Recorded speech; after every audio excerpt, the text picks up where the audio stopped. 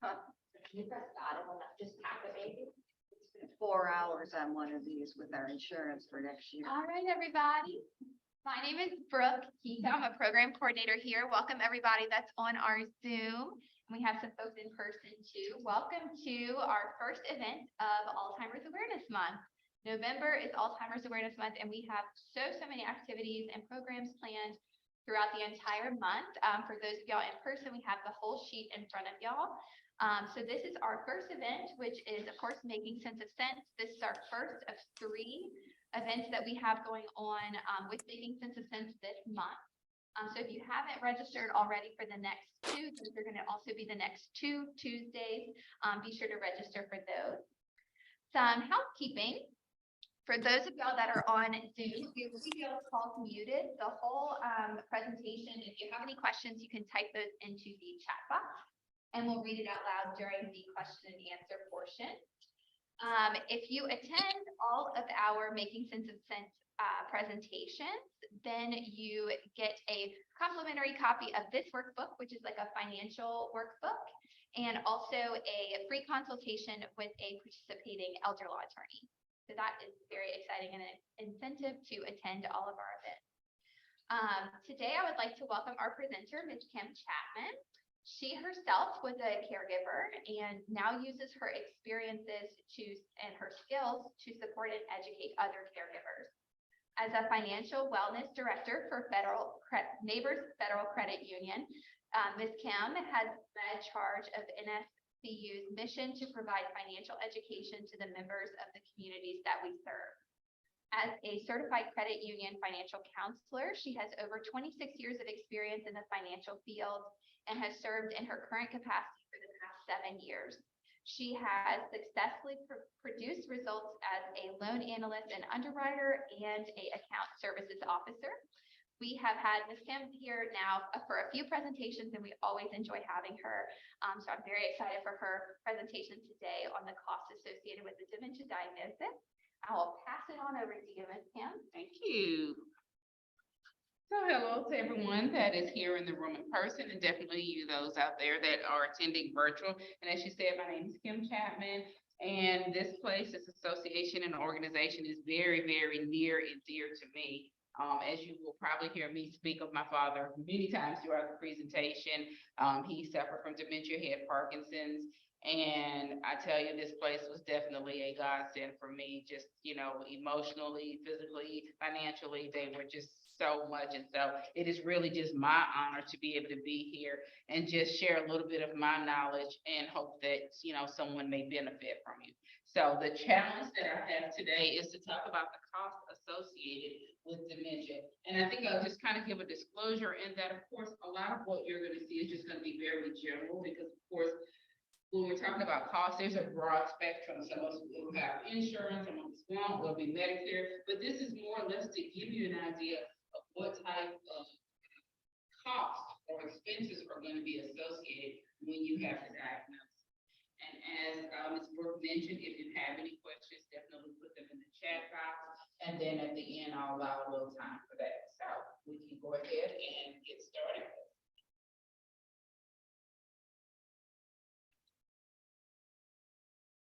I think you should be able to click. Okay, there we go. All right. So today we'll be discussing the cost of getting a diagnosis, the cost of medication, cost of safety products, cost of home care services, and then financial documents. All right. So diagnosing dementia. Let's see. Are we able to click that off of the top of it just so we can see?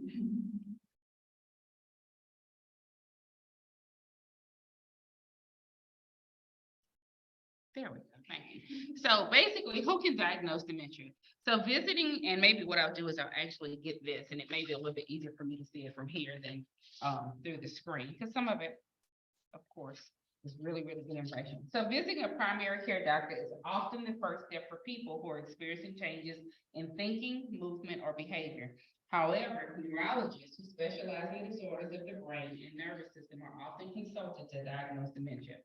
Geriatric psychiatrists, Neuropsychologists and geriatricians may also be able to diagnose dementia.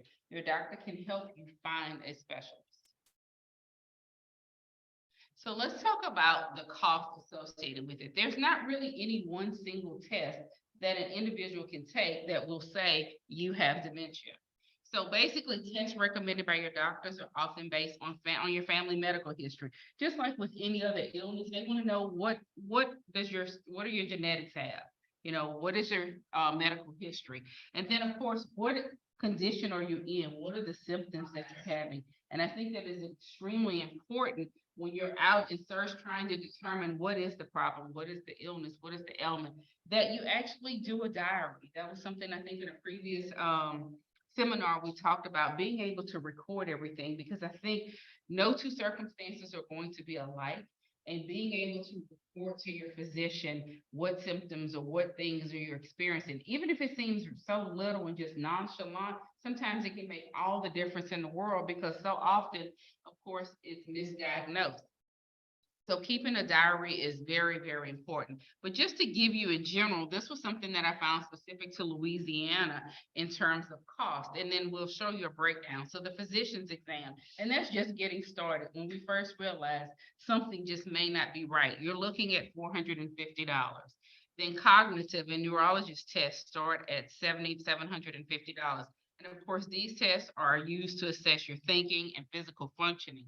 They also include, assessments of your memory, problem solving skills, and math skills. Sorry, Okay. technology issue. I understand. I've been there, done that. Okay.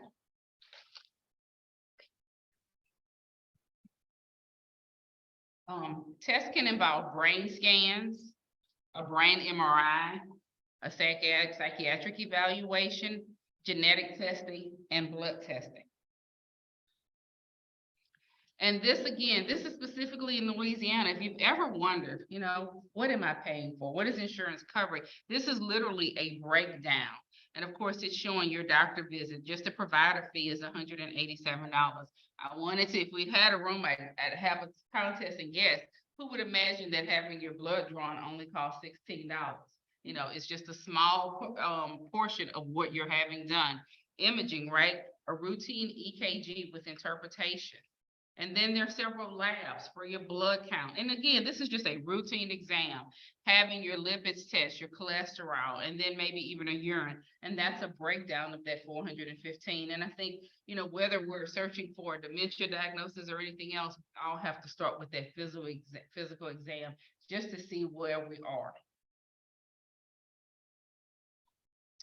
And then, of course, there's misdiagnosis. As I mentioned before, there's not that single test. So many other ailments or diseases that are out there, even COVID, right? There's that one test that we can go and test, and that'll tell us, conclusively, do we have something or not? But not with dementia.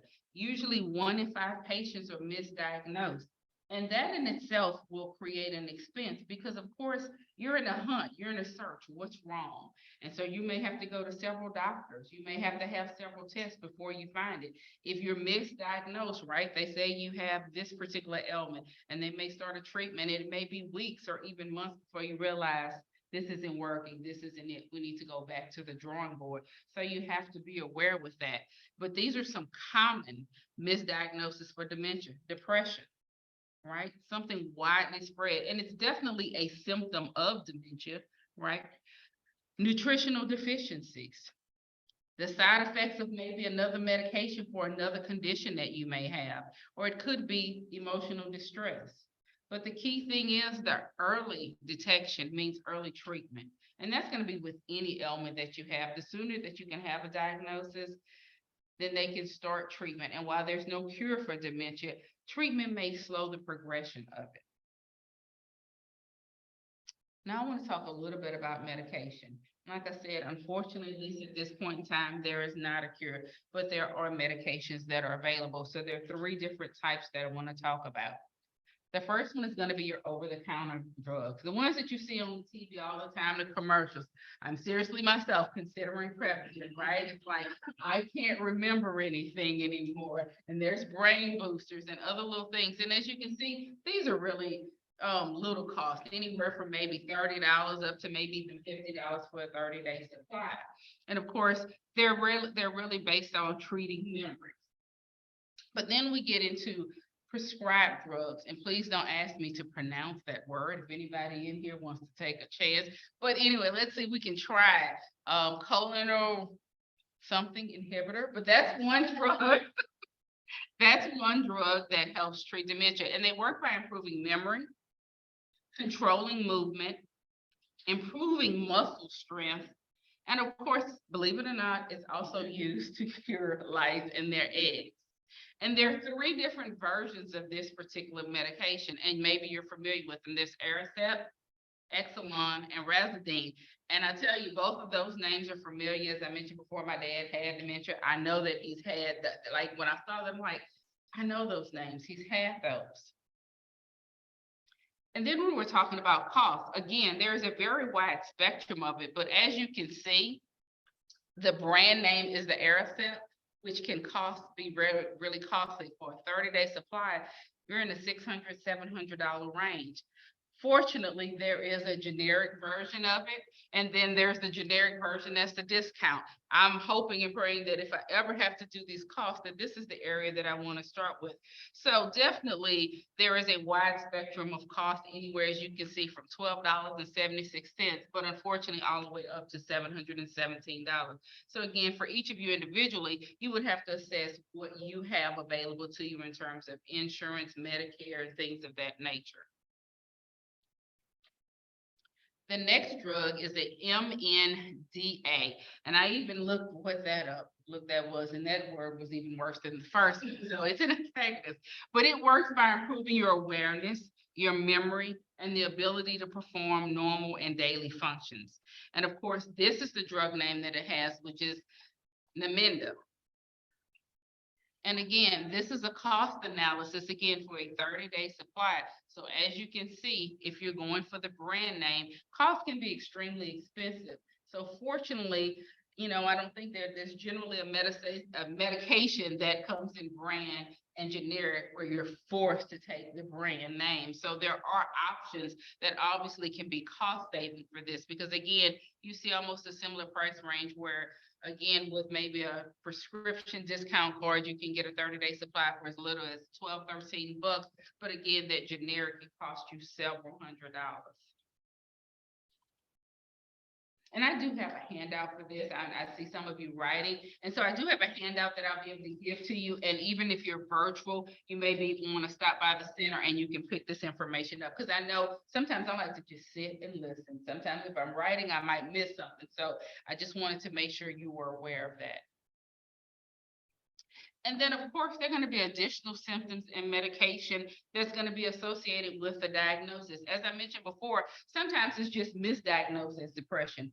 But even if you've been diagnosed with dementia, my dad had depression. He suffered from depression. So that's an additional medication.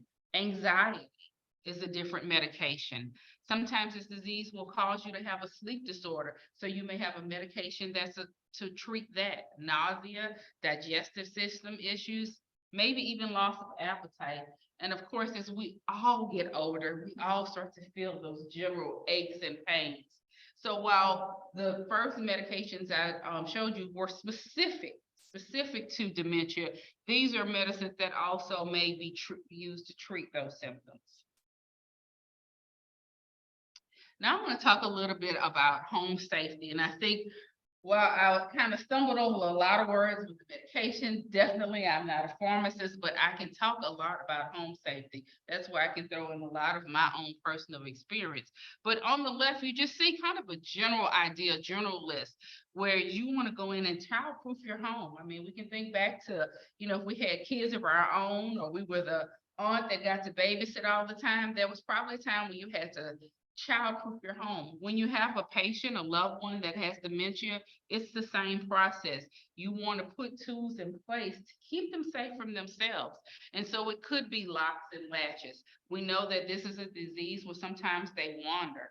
And I can remember, the first time my dad wandered, we had regular door lock, and then we had a deadbolt. And so we had to start using that key, that deadbolt. and then removing it, right? Keeping it where we could reach it in case of an emergency, but that would prevent him from being able to get up in the middle of the night and walk outside as he did one night. Covering electrical outlets, night lights. You know, you can see this list. And again, when we're looking at the price range, these are seem to be very affordable things that you can do. We'll talk a little bit about monitors and even ramps as we get to another page, but just general, you want to be able to survey your home and look for areas that could be a problem. Medical equipment. Standard, I think with almost anytime you have, especially a person that may be elderly, it goes without saying that you may need these types of tools in bathing, a bath shower, a bath chair, very, very common. I know a lot of these items are generally covered by insurances. I definitely can't speak for an insurance provider, but I've always found that family members or friends that I've known that needed tools like this, it seems like these were either provided at no cost, or they were very inexpensive. This is just a couple examples of them, but of course you can always definitely look and do your own search, and you may be able to find even more affordable prices. Again, just to give you an idea, bath lifts, grab bars, okay? Toilet rails, basically to help somebody get in and out of the shower, get in and off of the toilet, and of course, handheld showers. It becomes a godsend when that person is not able to be moved so much. You know, I look around the room and everybody looks so nice and thin and healthy, but dead weight is heavy. Dead weight is very, very heavy. So being able to have tools that you can bring to the person rather than having to move that person really, really makes a huge difference. Bedroom aids. Oh my goodness, a bed alarm. I had never heard of a bed alarm until I had a father with dementia. He liked to get up. He was always a very busy person, always liked to stay moving. And while he had dementia, that didn't change. It's just that he just physically could not just jump up the way he did before. And so at night, because as a caregiver, you're going to need your rest. You want to be able to sleep, but then you also want to make sure that that person is safe and sound in bed. And so, sure, you can get up every 2 minutes and go check as you hear a noise. That will wear you out really, really fast. It will add to your Fitbit some subtraction, right?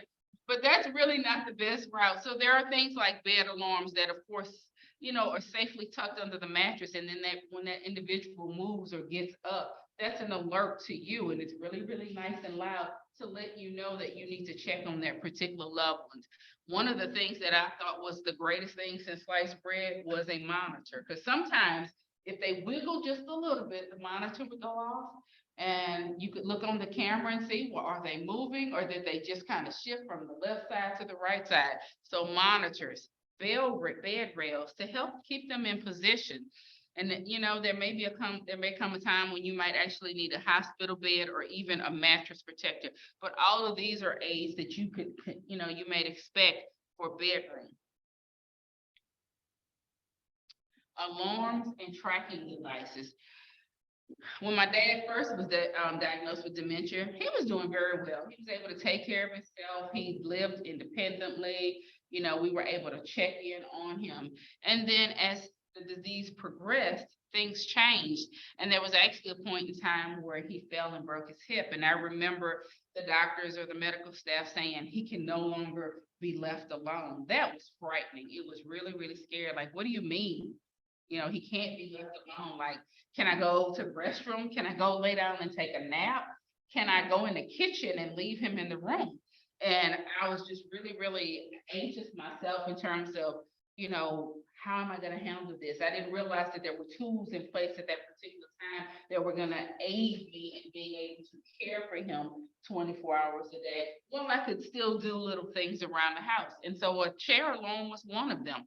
The little device you put in the chair, he tries to get up, it lets you know so that you can come to attend for him, right? Kind of like a tattletale. Door alarms, you know, so they won't slip outside the house or slip into another room. And I love seeing new technology that has come along even since, you know, I cared for my dad. There's a GPS watch, right? You can put a watch on them. If they do wander, it's a way to be able to track them. And then I thought to myself, but you know, he was a pretty smart dude. He take that watch out because he knew what it was for and throw it on the table. Huh, but what about some shoes? He didn't know I put something in his shoe, right?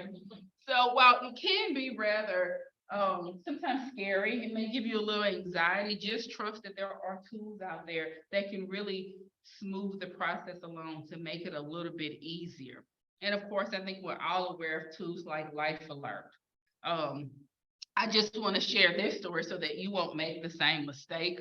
And I don't know that it was a mistake, but of course, we had a life alert. I remember my dad getting up in the middle of the night, going to the restroom, and he fell and hit his head. Well, of course, you love your loved one, and if you're a parent, we know how to move, right? And so he fell, and I jumped so fast and grabbed him, and to make sure he was okay. And then later, I thought, well, does life alert work?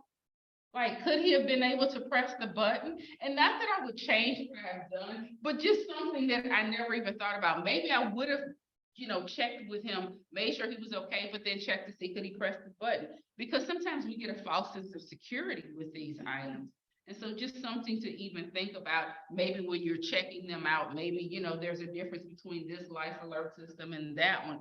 But, still to this day, I wonder, like, could he have used it? Would it have worked? Would it have done its job? But it's just, I got there so quickly and reacted that I never really gave it an opportunity to do its job. So just something to think about. Again, we talked about the door alarms and the shoes. All of these things are available. The price ranges, as you can see, can be as little as $20, but they can go up in price. And I'll share, I have so many stories that I'll try not to keep you here all day, but I think this is one that is probably most impactful. So of course, there are dining aids.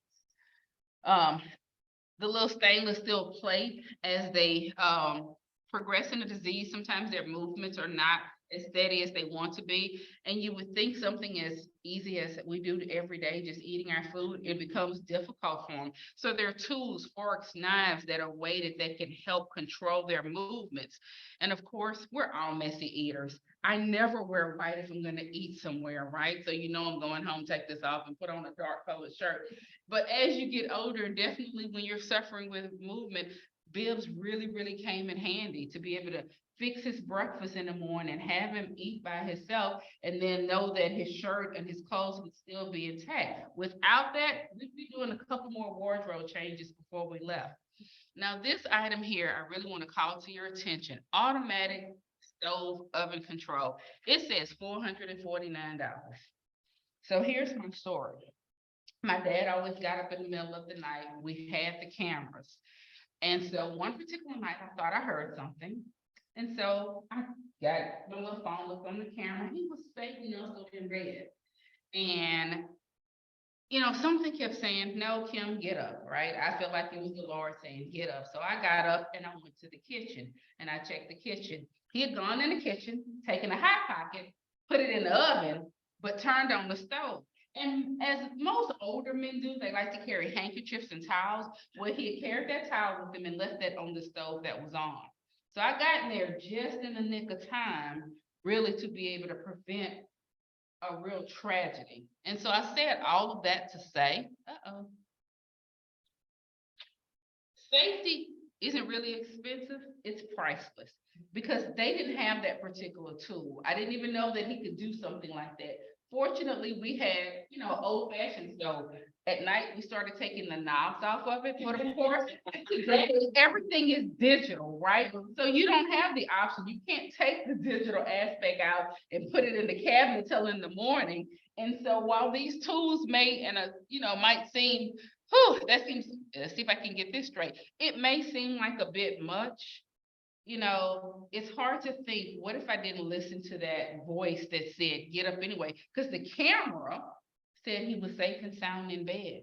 And I was tired. I didn't want to get up, but something motivated me to do it. So we prevented a fire, maybe saved our own lives. And so, yes, while you're looking at these things, someone may say, geez, what am I getting myself into? I can't afford these things. Maybe it's not necessary. If I had it to do all over again, if I had a digital electric stove, that would be in my house, because again, who knows what would have happened if I hadn't gotten up. But had I had that tool, then it would have made it a lot easier. So, all right. Dietary needs. Oh my goodness. This is something that definitely changes as you change in stages of dementia, but I just wanted to list some of the most common things that you may encounter in terms of expenses. Pureed food. This may be more of a later stage of dementia when they do have trouble swallowing. Just like a child, they have no concept of what they're putting in their mouth. They may try and put a whole piece of chicken in their mouth.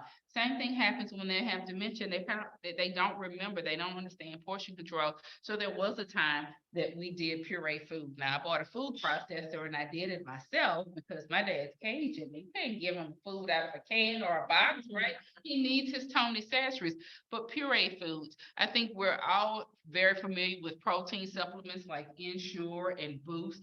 That goes without saying. There may be additional vitamin supplements even as they progress, there could be problems with their swallowing, and you don't want to have them aspirate. So there are products like thickening agents. You stick it, you pour it inside of a drink, and it may take water and make it thick as a shake, so it's easier for them to swallow and have it go down their throat.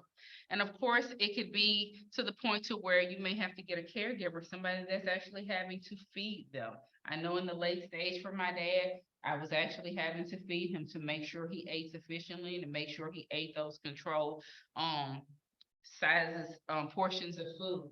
And just in general, of course, we should all be eating healthy, but of course, if we have a loved one with an ailment, we want to go that extra step and make sure they're eating the healthiest of foods. And so if you just look here, on average, it costs $1.50 more per day per person to get healthier food choices. So that means that, you know, we're cooking our fresh foods instead of driving through McDonald's or picking up Popeyes.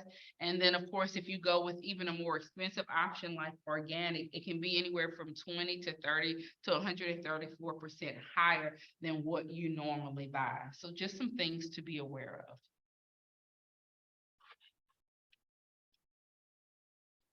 And then, of course, there are a lot of general items. Not everything is, say, medically based, but there are a lot of tools that can help a patient with dementia. This was definitely a product that I owned, but of course, I had the Saints emblem on it.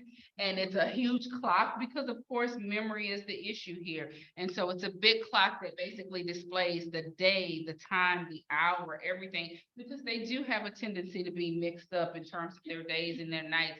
And so this is a really, really good tool to help them help themselves. And so there is something called the Alzheimer's store that you can check out. And they're just a variety of different products. So whether it's just something for entertainment, like a 1-button radio, I'd like that myself. I'm trying to get 106.5 and it's in between 107.3 and 104. It can be trying for me. So give me a 1-button radio. Memory, if you want to be able to share those memories with them over and over again so that they won't forget their family, or you can hold on to them as long as possible. So just general activities, games, memory games, or even weighted sensory blankets to keep them calm. And so these are things obviously that may not be a medical necessity, but definitely a tool that can really help the quality of your loved one's life. Now I want to talk a little bit about personal care and of course hygiene. So again, if you look on the store, there are going to be a lot of issues that may develop. So for example, being able to move that person to and from. They may be in a position to where they need to have a bed bath. And so they have these types of products that are designed to treat the skin, that are designed to treat the body. Not very expensive. I mean, they start as low as $12.99, and I can see as high as $110. Skin cream. When we talk about incontinence, that's a huge problem that occurs when you have skin rashes. And so again, just different little tools. Again, inexpensive that you may find that are a little bit more helpful when you have a person suffering from dementia. So let's talk a little bit about incontinence. On average, you can expect to spend anywhere from $160 to $240 a month, just depending on your stage of incontinence, and we'll talk about that. I think we're all familiar with store products. You've seen them, Depend, poise, you name it. Now, I will say this, I'm a quote guru. I always like to put quotes in there, and I didn't stick this one in here, but I'll say, we have not, because we ask not, ask questions. Don't be afraid to ask for different programs for help, because I tell you, we bought my dad the pens. I thought that was the top name brand. It didn't work. We put 2 on, we put 3 on. And then one day I was having a conversation with a nurse, and she's like, wait, you're not getting these from this particular company? No, didn't know about it. And not only not only did I not know about the company, but because of his particular insurance, we were able to get them free. Oh my goodness, what a difference in a diaper. He was able to, where before, we were having to put 2 and 3, which then it cost more, because I'm sure that price is based on you using 1 at a time. We were using 2 and 3, especially at night or if we were on a road trip. So there are different degrees of these diapers. And so we were able to find one, and I don't remember like how many ounces, but it was a lifesaver. We could go hours on hours, if we had to travel or if it was overnight. So you definitely want to make sure that you check and ask. These are more what you would find in the store in Walmart, but there are organizations or companies that supply these that have better brands that will definitely be the difference between night and day. Again, early stages, it could be as little as 2 diapers a day. And as you can see, it's $1.33. So you're spending $2.66 per day, $80 a month, but then you may go to where you're doing 4 diapers, or maybe even more, depending on how frequently you have time to actually make those changes. Here are different stages of incontinence, and this just kind of shows you as they progress how the expenses change. So in the beginning, we're just looking at briefs, pull-ons, and maybe just a bed pad.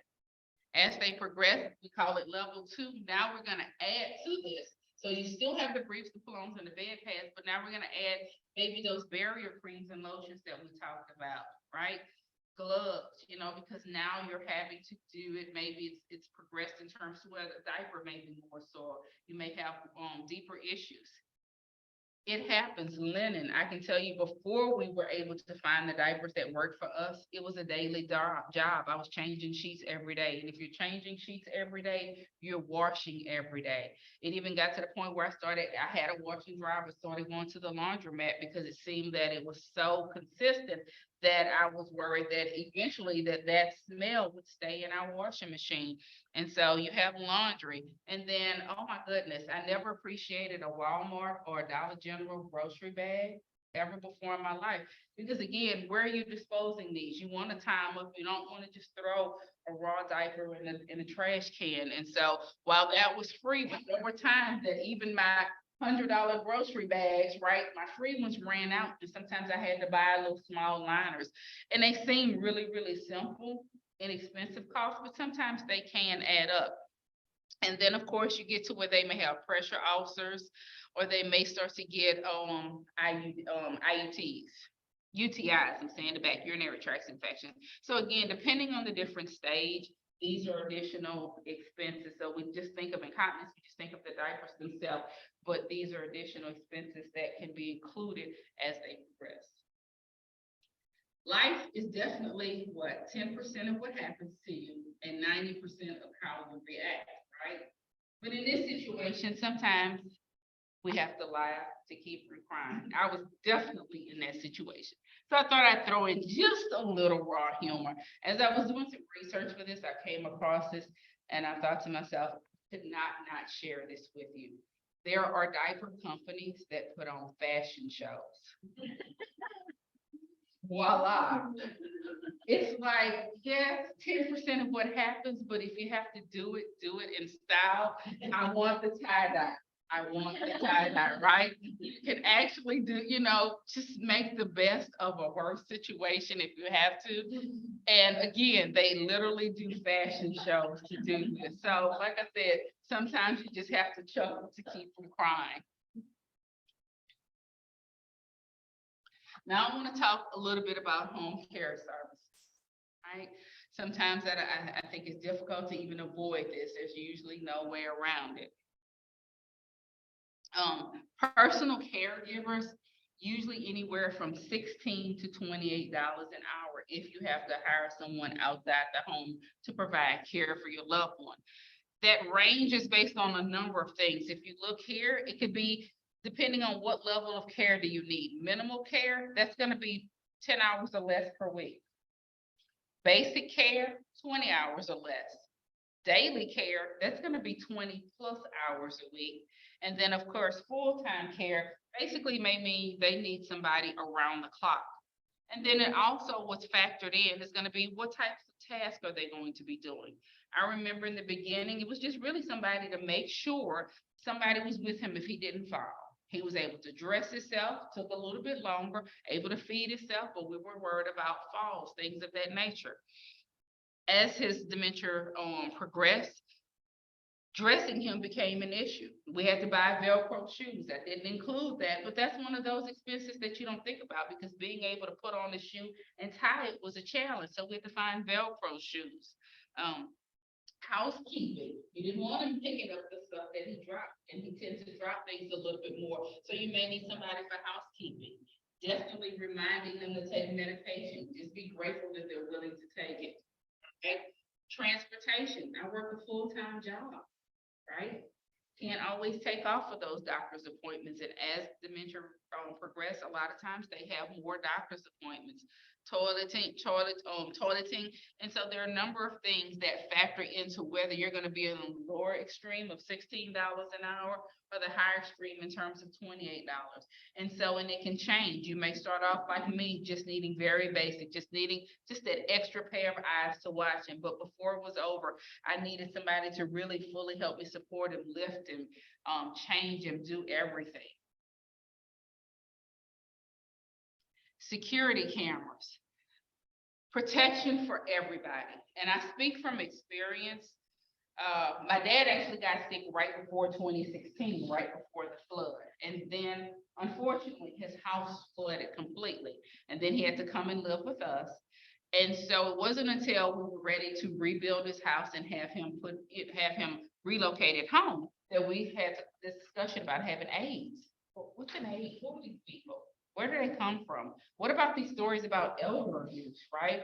So immediately I decided I'm gonna have some cameras put in the home because I don't know, it could be the sweetest person in the world, and we did have some of those, but unfortunately we had some people that weren't so sweet. And I can tell you of at least 3 different occasions where I was ever so grateful I had cameras. I mentioned before, probably about a year after he became ill, he had a fall and he broke his hip. It was outside. He was watching his granddaughter play basketball. The ball rolled by him. And at that time, he was still pretty mobile and able to walk. It just so happened he crossed that leg the wrong way and he fell and he broke his hip. We had a camera. We had video proof to show what happened, that nobody shoved him to the ground, right? And while I didn't think anybody would ever accuse us, it was still a peace of mind that I had that my brothers and my sisters could see what happened, that nobody could be accused of neglect. Did you leave him outside by yourself?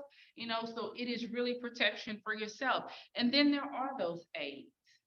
There was a situation where my dad did take a fall, and it was only through the camera that I knew for certain that that aide was not negligent, that there was nothing humanly possible that she could have done to prevent it. Without that camera, it would have always been a question. And I know me, thank God you don't really know me. I probably would have really wondered and been really, really suspicious because unfortunately, we don't hear the best of stories about aides and caregivers.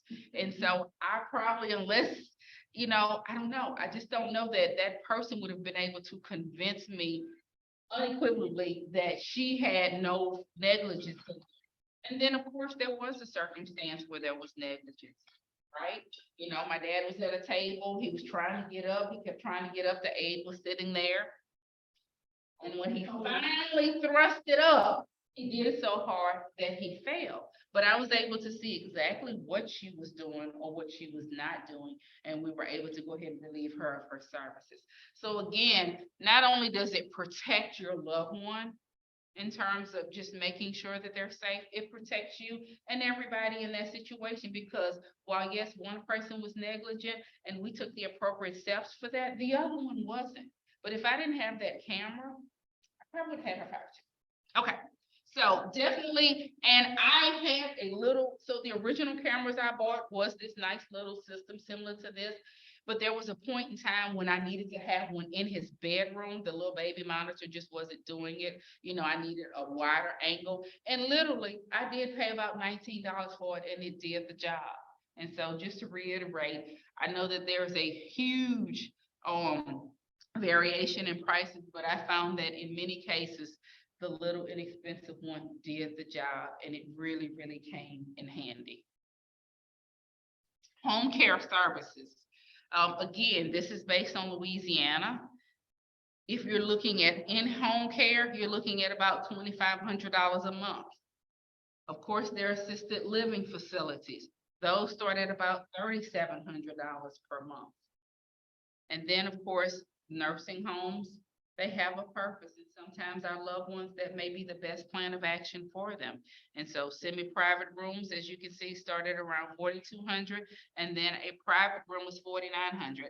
And I'll share this. My mom was actually in a nursing home, and I remember when we had to put her in one, we wanted a private room and private room only. We're not gonna do that, right?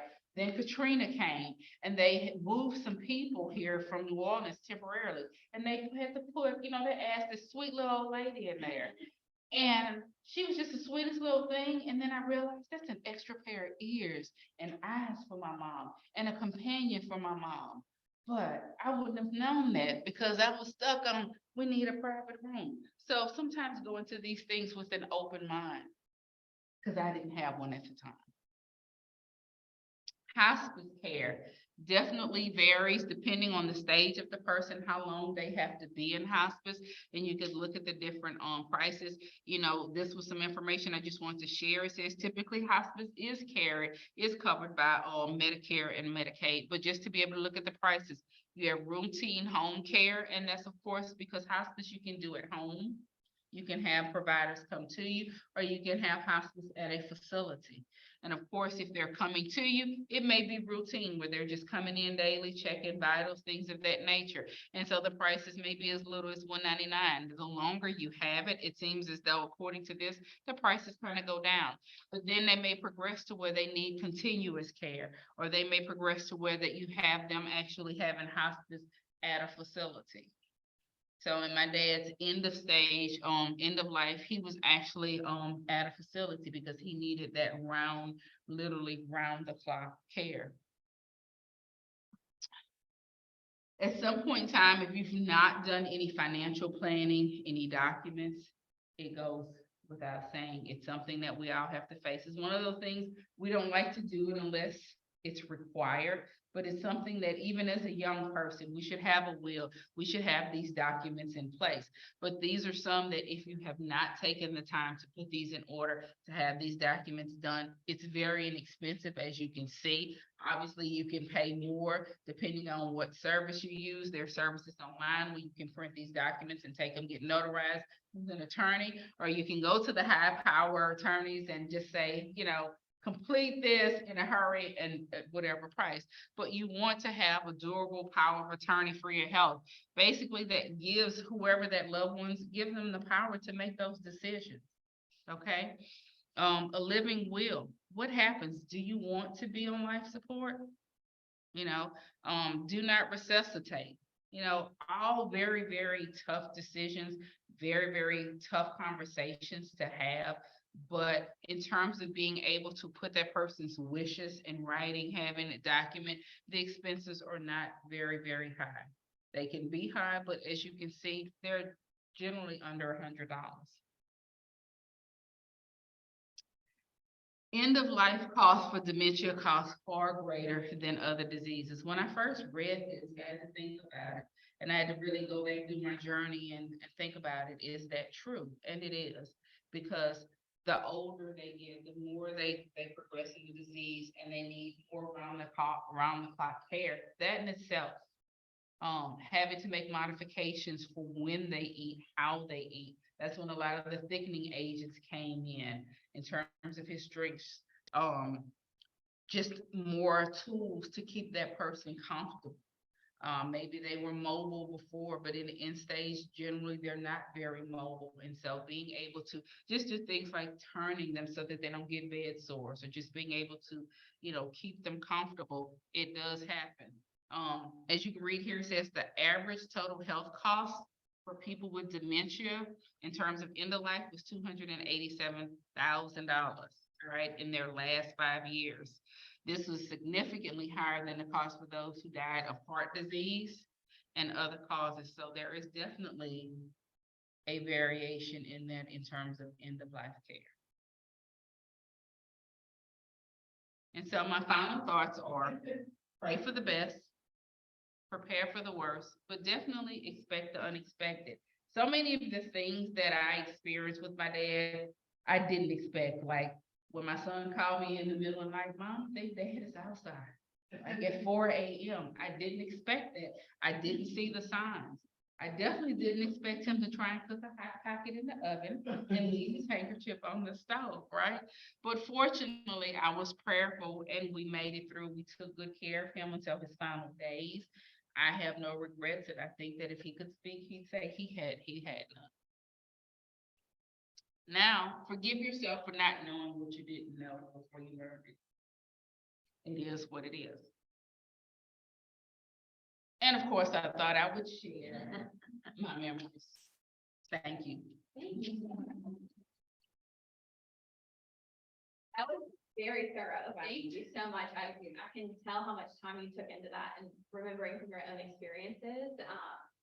That was excellent. Thank you so much. So if anybody has any questions in person or through the chat, y'all can go ahead and put those in the chat now. Does anybody in person have any questions? Could you flash back to the Maya Angelou quote, please? Yes. That's a great one. So I have a question while we're waiting on some other ones. A past presentation that you've done for us talked a lot about just money matters.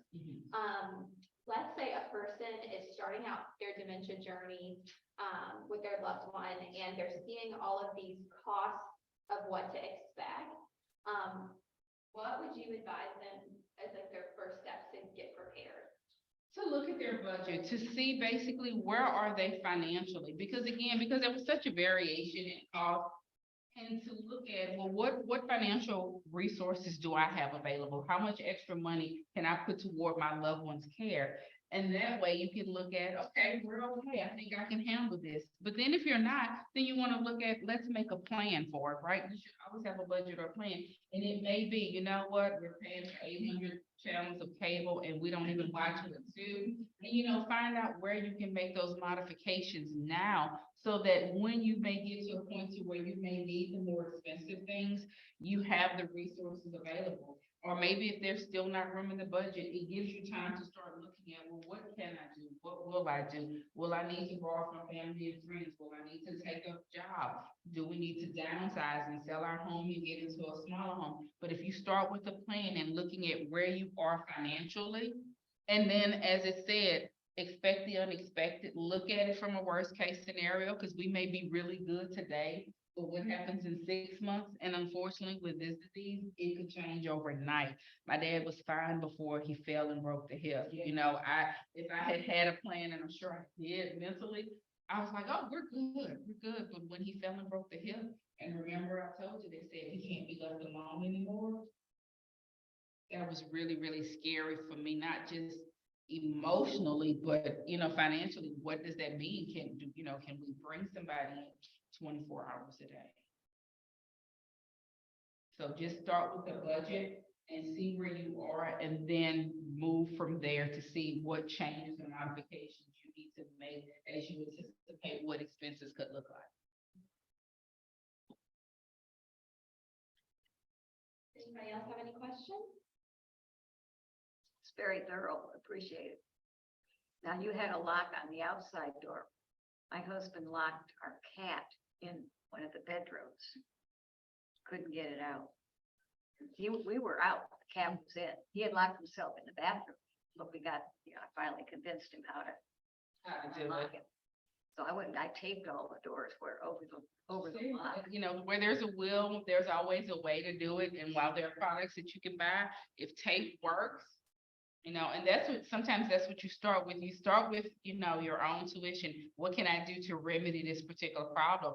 Just like in our case, I just started pulling the knobs off the stove at night. And, you know, when we cooked, we popped them back on, you know, and like I said, that worked fortunate for me. Probably had I had one of these, and I'm glad now I'll never buy a new high price stove. But had I had one, that would have been a roadblock for me. So I may have needed that tool that was $450. And, you know, while yes, I would agree that that is expensive, but when I saw firsthand what damage could have been done, you really cannot put a price tag on your safety. I have a question, Ken. If a family doesn't feel comfortable doing their own budgeting, like they're just not financially as knowledgeable as they'd like to be, what would you recommend for them then? Reach out to their financial institutions, see if they have financial counselors. Obviously, I work for Neighbors, and we definitely provide those services for our members, and I'm sure that we're not exclusive to that. So check with your financial institution to see if they have counselors, somebody that could sit down with you and look at your budget and help you out. Thank you. I have a question. What are the tax ramifications for all of this? Not federal tax, Louisiana tax. That, unfortunately, I do not have an answer for. That would probably be a question for a CPA. What about your financial institutions? Do you have people that guide on that or make suggestions? In terms of taxes, no, because we deal with taxes. I'm sorry, we deal with, for example, I think I heard you may have mentioned like an IRA product earlier. We will do the paperwork, but in terms of recommendations, we always refer you to a CPA, to a certified public accountant. So anything to do, that's definitely not our area of expertise. So we refer you to the professionals. I do my own taxes. I have to go back to Louisiana, and might as well be in Greece. I don't know. Well, this was so wonderful. Thank you so much, Kim. If anybody has any questions, I can send out a follow-up email, and of course, any resources. We have a whole library here, so if there's a particular product that was mentioned today or something, or a particular type of service that you have more questions about, you can always reach out to us. We're happy to provide those support for you. But one more time, a round of applause. And thank you, everybody, for attending. We'll see you next week. Having us. And as I mentioned before,